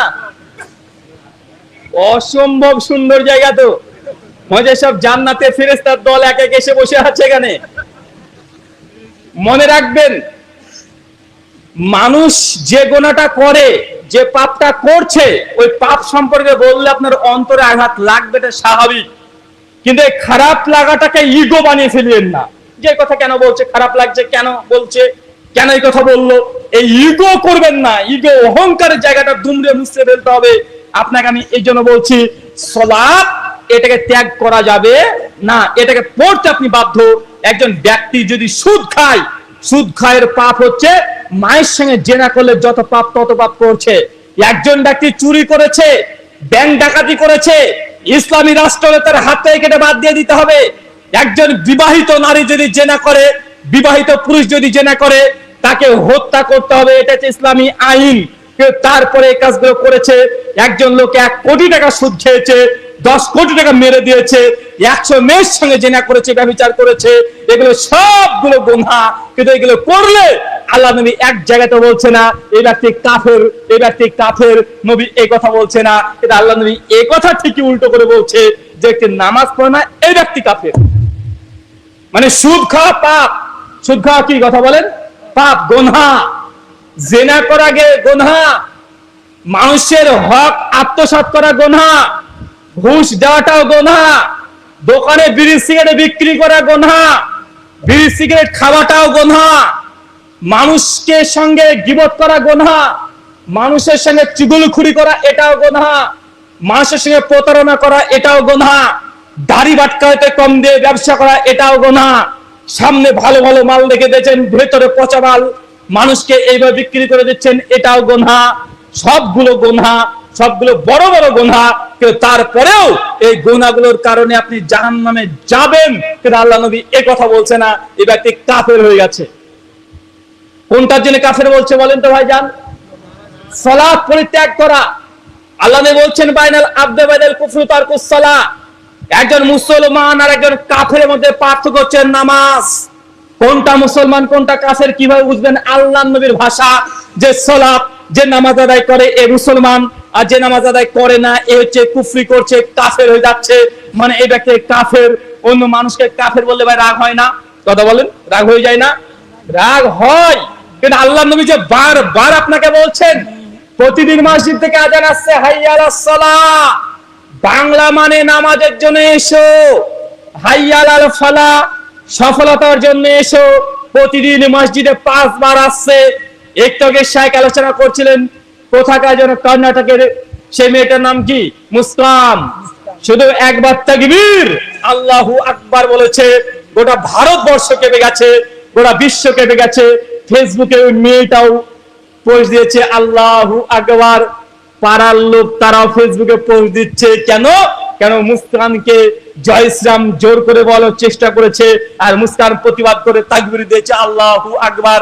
আরে ভাই, প্রতিদিন মসজিদ থেকে কই 100 বার আল্লাহু আকবার তাকবীর আসে, কই দেখা যায় না তো আপনাকে? কথা বলেন, প্রতিদিন আল্লাহু আকবার আল্লাহ হয় কি হয় না? কথা বলেন, এই তাকবীরের ধ্বনিতে একবার অন্তর পরিবর্তন হলো না। মুসলমান তার জজবা বেশি। আমার মুসলমান বোন কোথায় কর্ণটাকে, তাকে কেন এই কাজ করবে? তাকে বুরকা পরেছে, সে এই জন্য তাকে হেনস্থা করার চেষ্টা করেছে, তার জন্য আপনার রক্ত টকবক করে ফুলছে, টকবক করে ফুটেই চলেছে, অথচ নিজের বউটাকে বেপরদা মোটরসাইকেল নিয়ে ঘুরে বেড়াচ্ছে। আবার ও ফেসবুকে দিয়েছে তাকবীর, আছে না নাই? কথা বলেন, ওর বোনটা, ওর মেয়েটা, ওর মা, ও 14 গোষ্ঠী সকলে বেপরদা ঘুরে বেড়াচ্ছে। ও নিজে আর একটা মেয়েকে টিচিং করছে, ও নিজে একটা মেয়ের সঙ্গে খারাপ সম্পর্কে জড়িত আছে, কিন্তু কর্ণাটকে কোথায় হচ্ছে আল্লাহু আকবার, ওটা নিয়ে মুসলমান তোলপাড় করে দিচ্ছে, কিন্তু নিজে কোনো পরিবর্তন নেই। ভাই, এই আবেগ দিয়ে, জজবা দিয়ে পরিত্রাণ পাওয়া সম্ভব? কথা বলেন, পরিত্রাণ পাওয়া সম্ভব নয়। মুসলমান শুধু আবেগ নয়, এই জন্য এটা বাংলাতে কথাও আছে, মুসলমানের আবেগ বেশি। মুসলমান ধর্মের অনুভূতি আছে, তবে ধর্ম পালন করতে চায় না। মানে ধর্মের অনুভূতি ঠিকই আছে, কিন্তু ধর্ম পালন আমরা করব না। ভাই, আছে না নাই? আল্লাহ সুবহানাহু ওয়া তাআলা এগুলো থেকে আমাদেরকে হেফাজত করে, সকলে পড়ি আল্লাহুম্মা আমিন। সম্মানিত দর্শক মণ্ডলী, ভাতৃমণ্ডলী, আপনার মেয়ের কথা বলছিলাম যে আপনার সমাজে বা আপনার এলাকাতে শতকরা 92% মেয়েকে সেক্সুয়াল হ্যারাসমেন্ট করা হয়। মানে আপনার মেয়ে রাস্তা দিয়ে যায়, স্কুল যায়, কলেজ যায়, যেখানে ইচ্ছে সেখানে চলে যাচ্ছে, আপনার মেয়ের গোপন সিক্রেট পাসগুলোকে কেউ খারাপ ভাবে হাত দিচ্ছে। এটা আপনাকে বিশ্বাস করতে হবে, আপনার মেয়ের সঙ্গে আচরণটা হচ্ছে, এটাকে আপনি অবিশ্বাস করেন? কথা বলেন। একটা ভয়ঙ্কর রিপোর্ট বলি, একই পত্রিকা হিন্দুস্তান টাইমস, একই পত্রিকা, একই আর্টিকেল, ভারতবর্ষের নারীদের কানাচ্ছি ভারত, নারীর যে সুরক্ষা, নারীর সুরক্ষা কেমন হচ্ছে দেখে নেন। এটা বাইরেকার কোন রিপোর্ট না, পাকিস্তান, আফগানিস্তান, বাংলাদেশের নয়, ভারতের রিপোর্ট। ভারতবর্ষের একটা ভয়ঙ্কর রিপোর্ট বলছে, যেসব মেয়েদের প্রথম সেক্সুয়াল হ্যারাসমেন্ট, যৌন হয়রানি হয়েছে, এই মেয়েগুলোর একটা পরিসংখ্যান নেওয়া হয়েছে। কি নেওয়া হয়েছে? পরিসংখ্যান নেওয়া হয়েছে। যাদের সঙ্গে সেক্সুয়াল হ্যারাসমেন্ট হয়েছে ওই মেয়েদেরকে পরিসংখ্যান নেওয়া হয়েছে এই হিসাবে যে তাদেরকে প্রথম জীবনে কে সেক্সুয়াল হ্যারাসমেন্ট করেছে, যৌন হয়রানি করেছে, তার প্রথম শরীরে কে স্পর্শ করেছে, খারাপ চিন্তা নিয়ে খারাপ প্রস্তাব দিয়েছে, শতকরা 72%, 72% মেয়েরা বলেছে যে প্রথম জীবনে নোংরা প্রস্তাব হোক, গায়ে নোংরা ভাবে হাত দেওয়া হোক, খারাপ ভাবে তাকানো হোক, কুকুত্তাভোগ এগুলো প্রথম দিয়েছে 72% মেয়েরা, তারা স্বীকৃতি দিয়েছে নিজের কাজিনের মধ্যে। কিসের মধ্যে? কাজিন মানে এটা আরো খোলা করে বলে দিই, মামাতো ভাই, খালাতো ভাই, ফুফাতো ভাই, দুলা ভাই। স্কুল শিক্ষক, ভয়ঙ্কর প্রাইভেট টিউটার, যারা প্রাইভেট ভাবেই পড়ে, পার্সোনাল পড়ছে দেশে মেয়েটাকে, বাপ দোকানে দোকানদারি করছে, মা পাশের ঘরে টিভি দেখছে, আর মেয়েটা 17, 18, 19 বছর বয়স, আর একজন চলে এসেছে 24 বছর একজন যুবক, টকবকে যুবক, ও হচ্ছে শিক্ষক, ও সে পার্সোনাল প্রাইভেট পড়াচ্ছে। ভারতবর্ষের রিপোর্ট বলছে সেক্সুয়াল হ্যারাসমেন্ট সবচাইতে যারা বেশি করেছে, একটা মেয়ের সঙ্গে নোংরা আচরণ সবচেয়ে প্রথম যারা করেছে যে এই ক্যাটাগরির লোক। কোন ক্যাটাগরির লোক? কথা বলেন। মামাতো ভাই, খালাতো ভাই, ফুফাতো ভাই, চাচাতো ভাই, প্রতিবেশী, এমনকি স্কুল শিক্ষক, প্রাইভেট টিউটর, এই বাবার আপন বন্ধু, এগুলো জড়িত আছে একটা মেয়ের সঙ্গে জীবনে প্রথম সেক্সুয়াল হ্যারাসমেন্ট করতে। এখন আপনি বলেন, আপনার মেয়েটাকে আপনি সুরক্ষিত মনে করছেন? আপনি তো মনে করছেন আমার মেয়েটাকে চাচাতো ভাইয়ের সঙ্গে পাঠিয়ে দিয়েছি কলকাতায় পরীক্ষা দিতে বা ফর্ম তুলতে। আছে না নাই? কথা বলেন। মনে হচ্ছে চাচাতো ভাই হচ্ছে ফেরেশতা আর মেয়েটা হচ্ছে জিন, একে অপরকে টাচ স্পর্শ করতে পারবে না, এরকম কিছু নাকি? কথা বলেন। কথা অনেক কঠিন হচ্ছে, খারাপ লাগছে কথাগুলো ভাই? এটা আপনার পরিবারের কথা বললাম, আপনার মেয়ের সঙ্গে এই সমাজে আজকে আমার কথাগুলো যেসব মেয়েরা শুনছে তারা এর জ্বলন্ত সাক্ষী। সেই মেয়েগুলো নিজেরাই সাক্ষী দেবে, হ্যাঁ এই মেয়েটাকে জীবনে প্রথম যে সেক্সুয়াল হ্যারাসমেন্ট করেছে কারা করেছিল, ওই মেয়েটা নিজে বলবে যে হ্যাঁ হুজুর ঠিকই কথা বলছে, আমার সঙ্গে নোংরামি প্রথম করেছে আমার নিজের একদম পরিবারের মধ্যে থেকে, যাকে আমার বাবা মা মনেই করতো না যে আমার সে খারাপ কাজ করতে পারে, প্রথম ছবলটা, নোংরা থাবাটা সেই ব্যক্তি দিয়েছে যে হচ্ছে একদম নিকটীয় আত্মীয়। তাই সাবধান, সতর্ক।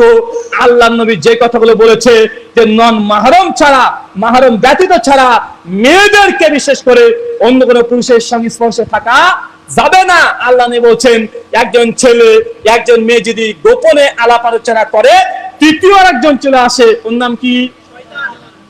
ওর নাম কি? শয়তান। এখন আপনি বলেন, আপনার পরিবার জঙ্গল, কথা বলেন, জঙ্গল না বাগান? বাগান অপশনটা থাকবে না, এটা নিশ্চিত জেনে রাখেন। আল্লাহ সুবহানাহু ওয়া তাআলা আমাদের পরিবারকে হেফাজত করো, আমাদের মেয়েদেরকে হেফাজত করো। গোটা পশ্চিমা বিশ্ব অভিযোগ করছে বারবার একই অভিযোগ যে মুসলমানরা হচ্ছে একদম সেকেলে, মুসলমানরা মেয়েদেরকে বস্তাবন্দি করে রেখে দেয়। অনেক বড় বড় নেতা নেত্রীরা ওই কথা বলে, ইসলাম বিদ্বেষী অ্যাগনস্টিক তারা বলছে, অ্যাথিস্টরা বলছে যে মুসলমান এরা মেয়েদেরকে কোনো অধিকার দেয় না, এরা বস্তা পুরে রেখে দেয়, এরা মেয়েদেরকে চাকরি করতে যেতে নিষেধ করে। ভাই বলে কি বলে না? কথা বলেন। এই প্রত্যেকটা যদি পরিসংখ্যানে বলতে যাই, ইসলাম প্রথমে বলে দিচ্ছে মায়ের পায়ের নিচে জান্নাত, এর চাইতে বড় কথা আর হতে পারে না। সুনান নাসাই 3104 নম্বর হাদিস, আল্লাহ নবী বলেন একজন স্ত্রী একজন পুরুষের জন্য এর হচ্ছে রহমত, এর হচ্ছে পাক্কা রহমত, আর মেয়ে সন্তানের হচ্ছে এটা বরকত। ভাই এই তিনটে কথা দিয়ে ইসলাম নারীকে যেতে কত সম্মান দিয়েছে, কত মর্যাদা দিয়েছে, এটা একদম নিঃসন্দেহে প্রমাণিত হয়।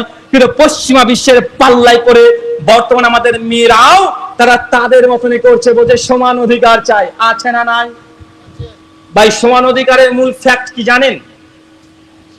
মেয়েদের অধিকারের নামে গোটা বিশ্ব জগতে যারা পশ্চিমা বিশ্ব বলছে মেয়েদের অধিকার, মূলত তারা মেয়েদের কোন অধিকার নিয়ে তারা আন্দোলন করে না, মূলত তারা মেয়েদেরকে প্রোডাক্ট হিসাবে ব্যবহার করছে। কি হিসাবে?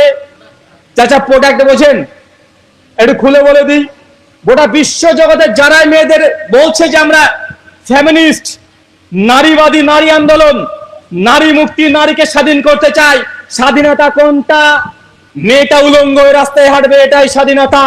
বুরখা পড়তে পারবে না, ভাই এর চাইতে বেশি কিছু দেয়? কথা বলেন। স্বাধীনতা কোনটা?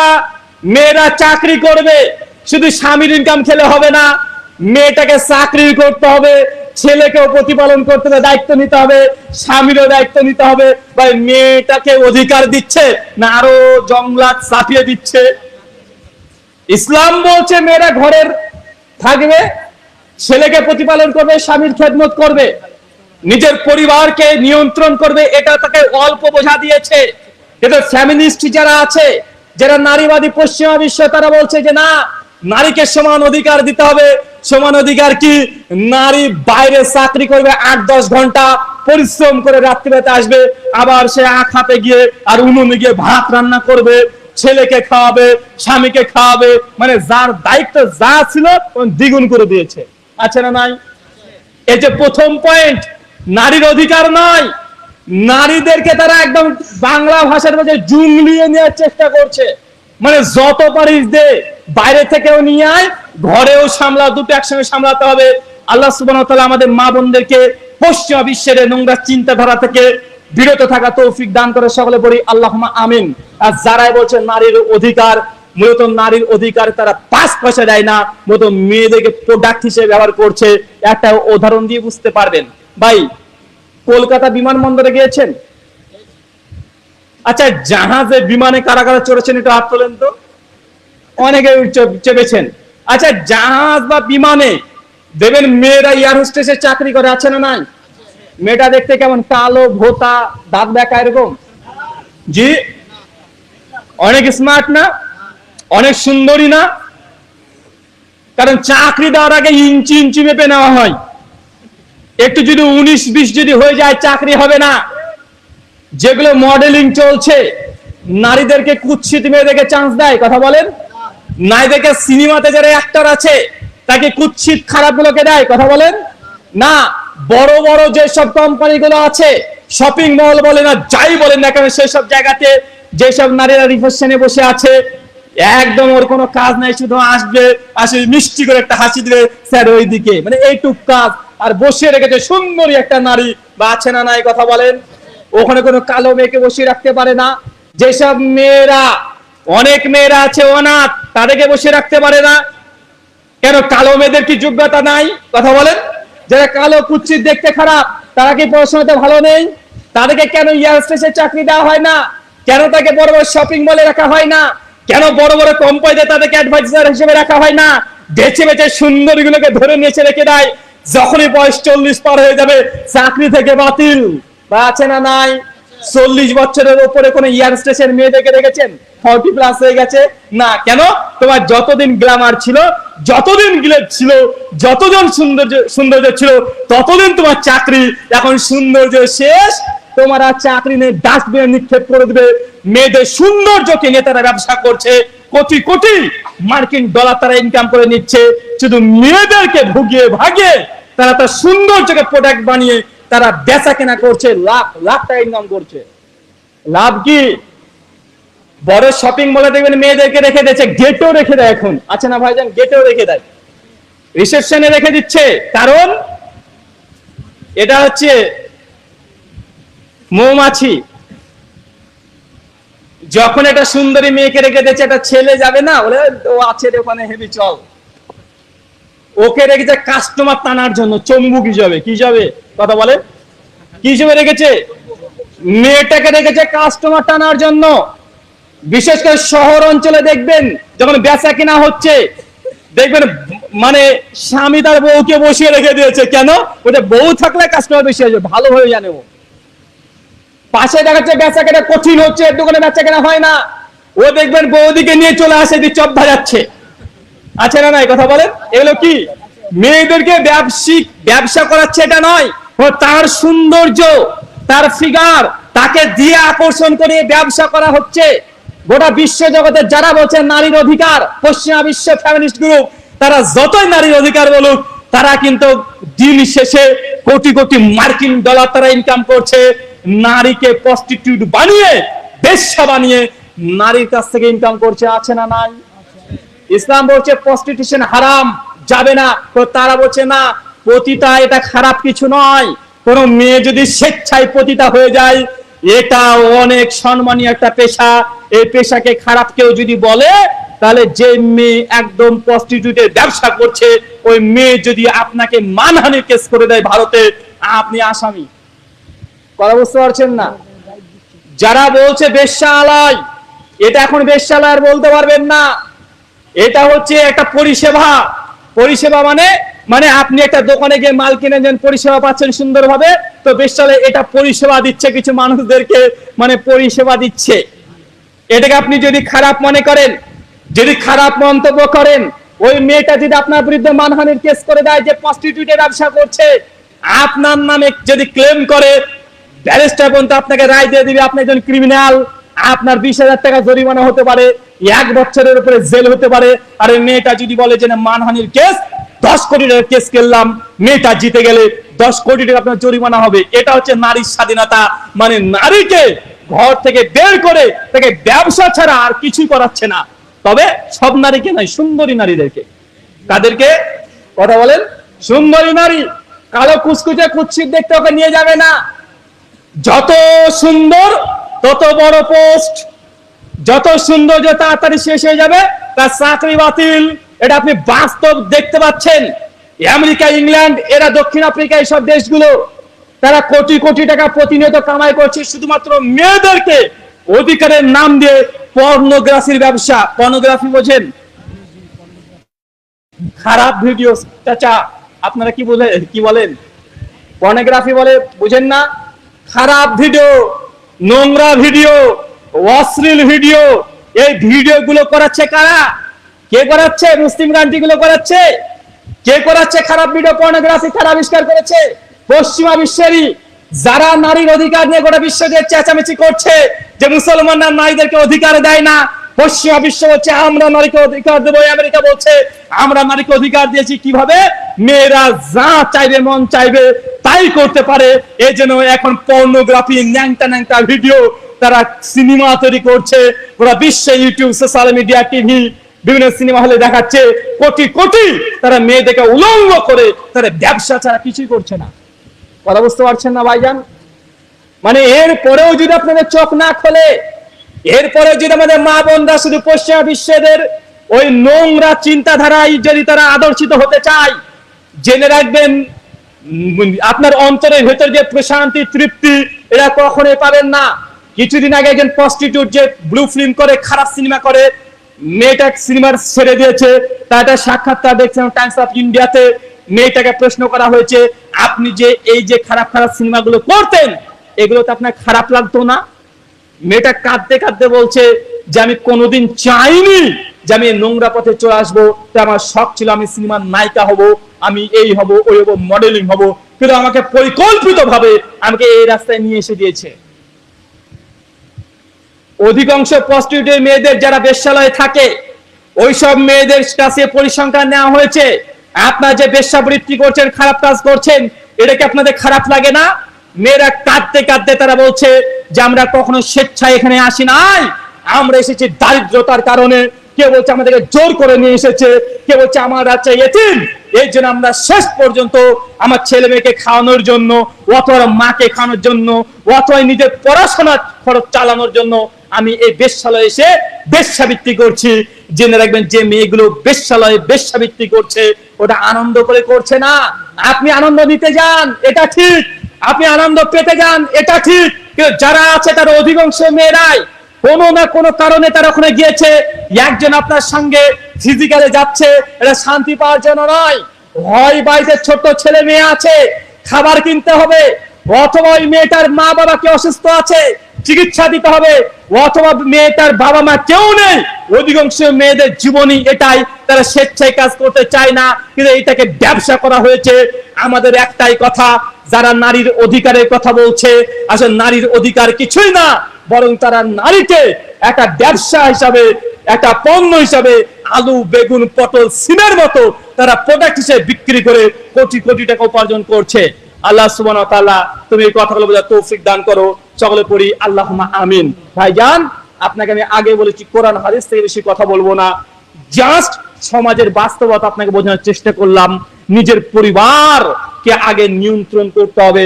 পরিবারকে নিয়ন্ত্রণ যদি না করেন, গোটা দুনিয়াটা এমনি বৃথা। দুনিয়ার মূল্য 5 পয়সা না।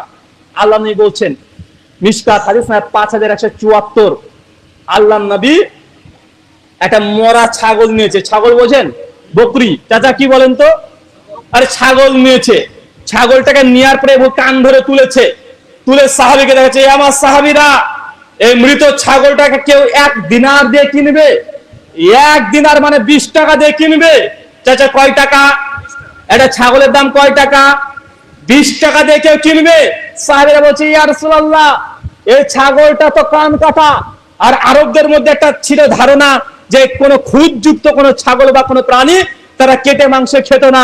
আল্লাহ নবী বলছে, ইয়া রাসূলুল্লাহ, এই ছাগলটা তো কান কাটা, তারপরে মৃত, একে আমরা 1 টাকা দিয়ে কিনবো না, এটা আমাদের প্রয়োজন নেই, এটা নিয়ে নিলে তো বিপদে, না আমরা খেতে পারবো না বিক্রি করতে পারবো না, এটা পুঁতে দিতে হবে আবার পরিশ্রম দিতে হবে। আল্লাহ নবী 1 টাকা দিয়েও কিনবো না।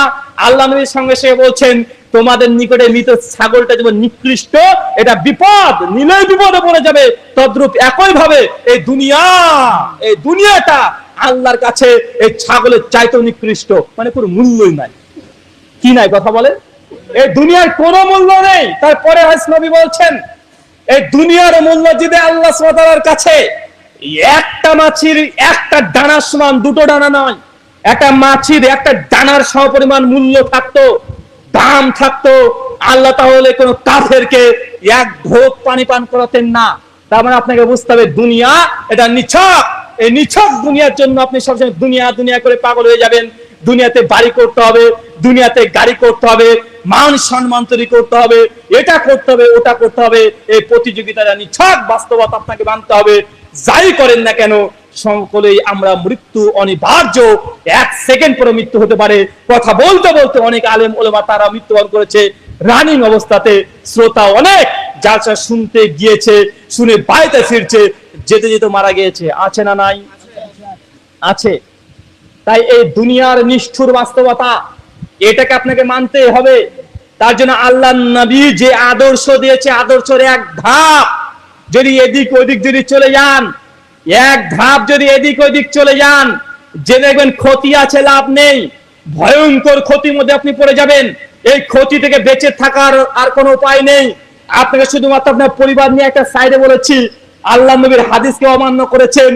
ধর্ষিতা মেয়ে বাড়িতে আছে, আপনি জেনে রাখবেন, আপনার মেয়ে আপনাকে লজ্জাতে বলতে পারে না যে আপনার মেয়েকে কেউ ধর্ষণ করে দিয়েছে। আপনি বাপ কিন্তু জেনে রাখেন, মেয়েটা ধর্ষিতা হয়ে গেছে। আপনার যে ছেলেটাকে আপনি বাড়িতে রেখেছেন, এই ছেলেটাও হয়তো কোনো সঙ্গে ধর্ষণ করেছে, ছেলেটাও ধর্ষক, মেয়েটাও ধর্ষিতা। এটা সমাজের বাস্তবতা চাচা, এটা সমাজের বাস্তবতা।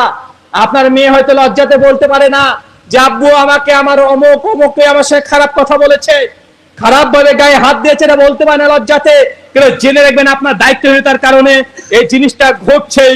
তাই সমাজকে পরিবর্তন করার জন্য বাবা মাকে হতে হবে একদম পুলিশের মতো। কিসের মতো কথা বলেন? একদম পুলিশের মতো।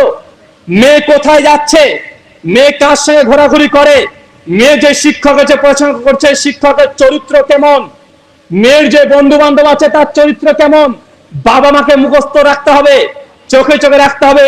19-20 হয়ে গেলেই ধ্বংস হয়ে যাবে। আল্লাহ সুবহানাহু ওয়া তাআলা এই ধ্বংসের পথ থেকে আমাদেরকে ফিরিয়ে আনো, সকলে পড়ি আল্লাহুম্মা আমিন।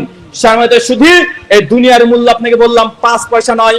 মিশকাত হাদিস না 5157 আল্লাহ নবী বলছেন, একদিন একটা পানির পাত্রে আল্লাহ নবী হাত দিয়েছেন, দেওয়ার পরে এইভাবে তুলছেন। কথা বুঝতে পারছেন না ভাইজান? একটা পানির পাত্রে হাত দিয়েছেন আল্লাহ নবী, এইভাবে তুলছেন, তুলে আল্লাহ নবী দেখাচ্ছেন আর বলছেন, এই হাতে যতটুকু পানি এসেছে এটা হচ্ছে দুনিয়া। কি কথা বলেন?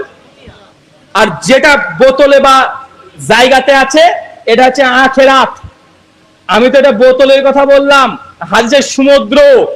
আল্লাহ নবী বলছে এটা সমুদ্রের মধ্যে তুমি যদি একটা আঙ্গুল চুবিয়ে দাও, চুবানোর পরে হাতটাকে তুলেছো, তোলার পরে তুমি যতটুকু পানি উত্তোলন করেছে এটা হচ্ছে দুনিয়া। আর যে সমুদ্রের অজস্র পানি দেখছো এটা হচ্ছে আখিরাত। এখন চিন্তা করেন, দুনিয়াতে আপনি যতই চেষ্টা করেন, যত যা পাবেন এটা হচ্ছে সমুদ্রের তুলনায় একদমই নগণ্য। আল্লাহ নবী বলছে দুনিয়াটা হচ্ছে এমনই নগণ্য, তাই দুনিয়াটাকে বেশি মূল্যায়ন করার চেষ্টা করিয়েন না। আল্লাহ নবী বলছেন 5টা জিনিসের পূর্বে 5টা জিনিসকে মূল্যায়ন করতে। কয়টা জিনিসের পূর্বে কয়টা? 5টা জিনিসের আগে 5টা। মা বোন এবং সকলের উদ্দেশ্যে কয়টা জিনিস মুখস্থ করেন? কয়টা জিনিসের পূর্বে কয়টা? 5টা জিনিসের পূর্বে 5টা জিনিসকে সম্পত্তি বলে ছাড়লেন নবী। যেগুলো গনিমত মনে করো, সম্পত্তি মনে করো। 1, বার্ধক্য আসার পূর্বে যৌবনকে কি বললাম? বলেন চাচা বলেন। বার্ধক্য আসার পূর্বে যৌবনকে, মানে আপনি এখনো বুড়ো হয়ে যাননি, যুবক আছেন, এই যৌবন পিরিয়ডটাকে গুরুত্ব দিতে বলছে। 2, দারিদ্রতা আসার পূর্বেই সচ্ছলতাকে, মানে আপনার এখন সম্পদ আছে, এটাকে গুরুত্ব দিতে হবে। কখন আপনি গরিব হয়ে যান এটা বলার নেই। বার্ধক্য আসার পূর্বে আপনার যৌবনকে গুরুত্ব দিতে হবে। 1, যারা বার্ধক্য আছে, যারা বৃদ্ধ হয়ে গেছে, তারা বুঝে যৌবনের মূল্য কত। একটা মাংসের হাড় খেতে পারে না, একটা বেশি দুটো মিষ্টি খেলে সুগারের ভয় খেতে পারে না, বা আছে না নাই কথা বলেন। যদি মনে করে একটু রাত্রি জাগবো আজকে পারছে না, একটু জোরে চলাচল করবে করতে পারছে না, মানুষের সঙ্গে আগেকার মতো প্রথম স্মৃতি নিয়ে আবারও মেলামেশা করবে, বন্ধুত্বের সম্পর্ক রাখবে, রেস্টুরেন্টে যাবে, এক কাপ কফি খাবে, এটার হয় না, ইচ্ছে হলেও পারে না। আল্লাহ নবী বলছেন বার্ধক্য আসার পূর্বে যৌবনকে গুরুত্ব দাও। এই যে তোমার যৌবন পিরিয়ড, এটা যে কত মূল্যবান, এটা তোমার জন্য সম্পত্তি। 2, দারিদ্রতার পূর্বেই দারিদ্রতার পূর্বেই সচ্ছলতাকে, মানে এখন টাকা পয়সা আছে, এটাকে গুরুত্ব দিতে হবে। মানুষ যখন মৃত্যুর সঙ্গে শায়িত থাকে, এই সময় মনে করছে যে আমি আরো বেশি ইবাদত করব, আমি বেশি দান করব, কিন্তু সেই সময় আর থাকবে না। একবার ফেরেশতারা যদি চলে আসে, আপনার সম্পত্তি সবগুলো বৃথা, কি বৃথা নয় কথা বলেন, সবগুলো বৃথা পড়ে থাকবে। 3 নম্বর আল্লাহ নবী বলছেন মৃত্যুর পূর্বে জীবনকে, কিসের পূর্বে কথা বলেন, মৃত্যুর পূর্বে জীবনকে মূল্যায়ন করতে হবে।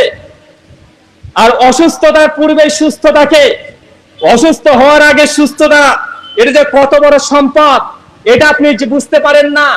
এখনই যদি আপনার ছেলে বা আপনার মেয়ে, আপনার স্ত্রী যদি অসুস্থ হয়ে যায়, তখন বুঝতে পারবেন যে সুস্থতা কত বড় নিয়ামত, সুস্থতা কত বড় সম্পত্তি। আপনি সুস্থ আছেন, কিছু মনে করছেন না। একজন অসুস্থ হয়ে যাক, দেখবেন হসপিটালে লাখ লাখ টাকা চলে যাবে। একবার যদি অসুস্থ হয়ে যায়, ভেলোরে যেতে হবে, আপনাকে ব্যাঙ্গালোর যেতে হবে, টাকা টাকা, মনে হবে যে যত সম্পত্তি আছে সব বিক্রি করে দিয়েও নিজের কলিজার টুকরো সন্তানকে বাঁচানোর চেষ্টা আমরা করি কি করি না কথা বলেন। আল্লাহ নবী এই জন্য বলছেন যে অসুস্থতার পূর্বে সুস্থতাকে তুমি মূল্যায়ন করো। এই সুস্থতা হচ্ছে তোমার সম্পদ। আপনি দেখবেন কোটি কোটি মানুষ কোটি কোটি টাকা যে দান করে দেয়, দান করে করে গরিব হয়ে গেছে, এমন কোন মানুষ দেখেছেন সমাজে? চাচা দেখেছেন যে একটা লোক মেলা দান করতো, মসজিদ করে দিয়েছে, মাদ্রাসা করে দিয়েছে, গরিব মিসকিনকে খাওয়াইছে, খাওয়াতে খাওয়াতে দান করে করে গরিব হয়ে গেছে, রাস্তার ভিখারি হয়ে গেছে, এমন লোক দেখেছেন? কিন্তু এমন লোক কি দেখেছেন যে অসুস্থতার কারণে, অসুস্থ এমন রোগ হয়ে গেছে তার, আল্লাহ এমন রোগ দিয়েছে, রোগ বালামসেদকে ভালো করতে গিয়ে লরি বিক্রি হয়ে গেছে, গাড়ি বিক্রি হয়ে গেছে, বাড়ি বিক্রি হয়ে গেছে, স্ত্রীর গহনা বন্দুক দিয়ে বিক্রি করে দিয়েছে, আছে না নাই কথা বলেন। আল্লাহ নবী এই জন্য বলছে যে তুমি সুস্থ আছো, এখন এখন যে আমরা সুস্থ বসে আছি এটা সম্পদ। এখনই যদি অসুস্থ হয়ে যায়, ওষুধ আর টাকা টাকা টাকা পয়সা শেষ করে দিয়ে সুস্থ হতে পারবেন না।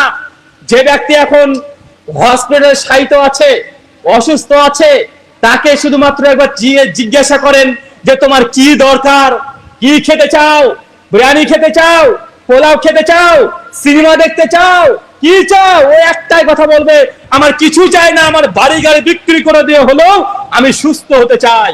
ভাই বলে কি বলে না কথা বলেন। সুস্থতা যে সম্পত্তি, তাই সুস্থতাকে মূল্যায়ন করেন।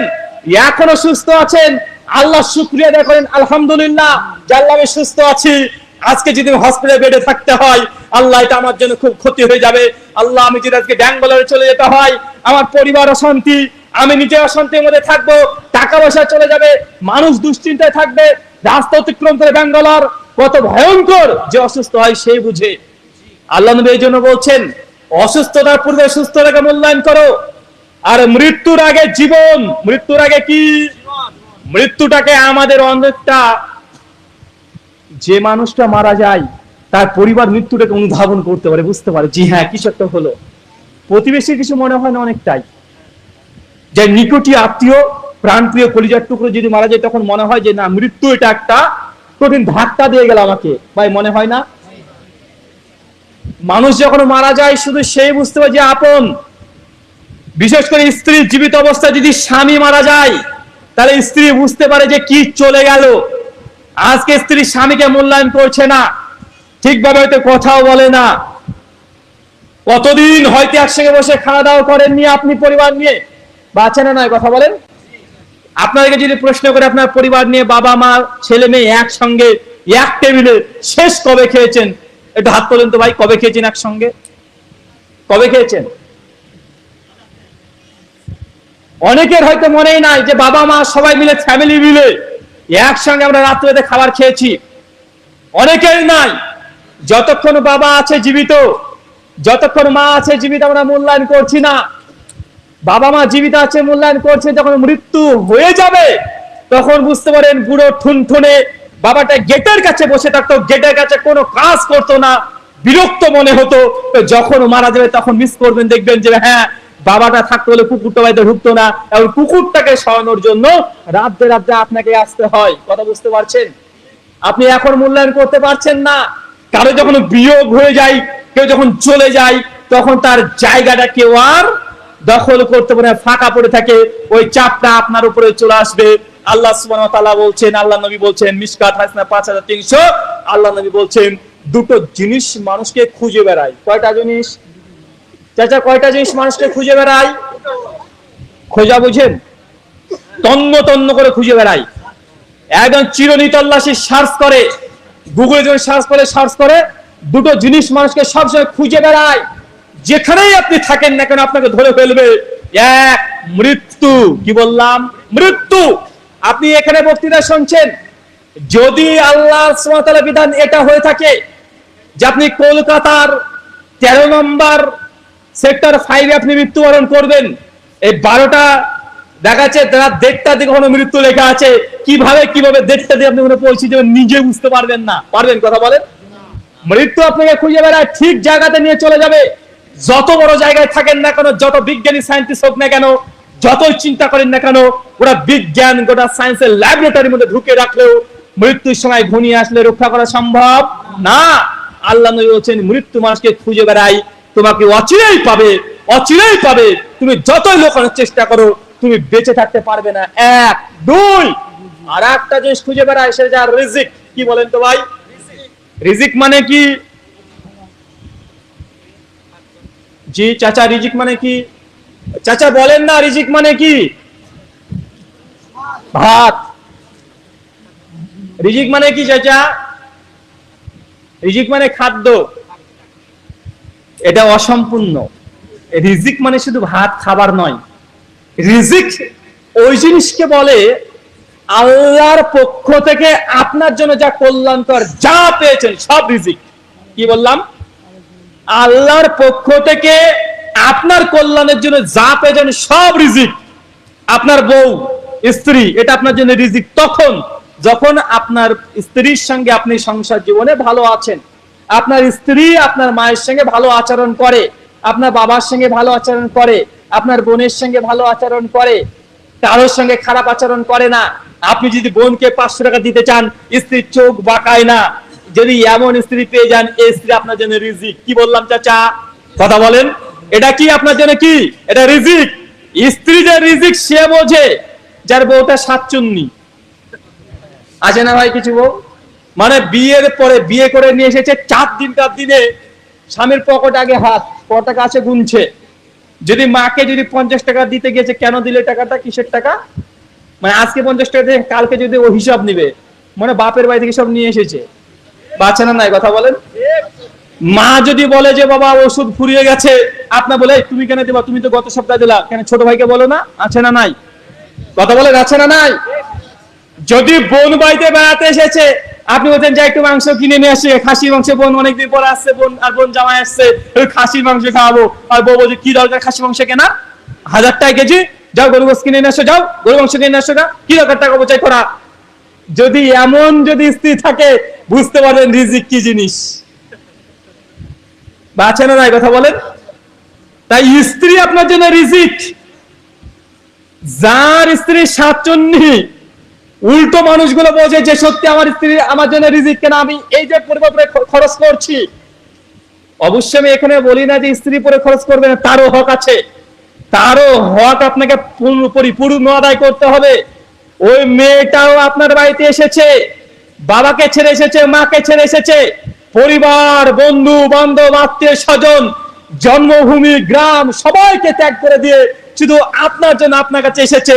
অবশ্যই আপনার মায়ের যেমন হক আছে আপনার প্রতি সন্তান হিসাবে, আপনার স্ত্রীরও অবশ্যই সমপরিমাণ হক আছে। তাই তাকে আপনি কটূক্তি করে দিবেন, এই তো বাপের বাড়ি থেকে ওই নিয়ে আয়। খবরদার যদি এমন কেউ বলে থাকে আপনি মানুষ না, আপনি পায়জামা। বুঝতে পারলেন না? মেয়েটা সে চলে এসেছে গ্রাম ছেড়ে, নিজের বন্ধু বান্ধব আত্মীয় স্বজন সবাইকে ছেড়ে চলে এসেছে, এসে আপনার সঙ্গে আছে, আপনার সঙ্গে ও কিছু চায় না, আপনার কাছে কিছুটা সময় চাচ্ছে, আপনার সঙ্গে একটু হাসি ঠাট্টা করতে যাচ্ছে, মাঝে মধ্যে কিছু অন্যায় দাবিও করছে, ভুলভাল দু চারটে কথা বলে ফেলছে বা অতিরিক্ত আবদার করে ফেলছে। আপনি যদি রেগে যান, গর্জিয়ে যান, এটা আপনারও অন্যায়, এটা আপনি অন্যায় করছেন জেনে বলেন। ও এসেছে সব কিছু ছেড়ে শুধু আপনার জন্য। তাই পুরুষ মানুষ বিপদে। এক কথায় কি বলেন তো ভাই? পুরুষ মানুষ কি বলেন তো ভাই? পুরুষ মানুষ হচ্ছে বিপদে। এদিকে বাবা আছে, হক আদায় করো, মা আছে, হক আদায় করো, ভাই আছে, হক আদায় করো, বউ আছে, হক আদায় করো, শ্বশুর শাশুড়ি সব হক আদায় করতে হবে আপনাকে। যদি পারেন তবে কি, তবে আপনি পুরুষ। আর যদি মাকে বলেন যে তোমাকে দিলাম যে গত সপ্তাহে 100 টাকা, আবার কেন, কি ওষুধ কি আপনার মাকে ওষুধ 3টে করে খায় নাকি? ওষুধ কি বেশি করে খাওয়ার জিনিস? কথা বলেন, ওষুধ কি বেশি করে খাওয়ার জিনিস? মা আপনাকে ওষুধ আনতে বলেছে, ওষুধ নাই, এই জন্য তো বলেছে। কথা বুঝতে পারলেন না? কিন্তু আপনি যে পাল্টা প্রশ্ন করছেন, এটা আপনি অন্যায় করছেন। আপনি পুরুষ না। কি পুরুষ?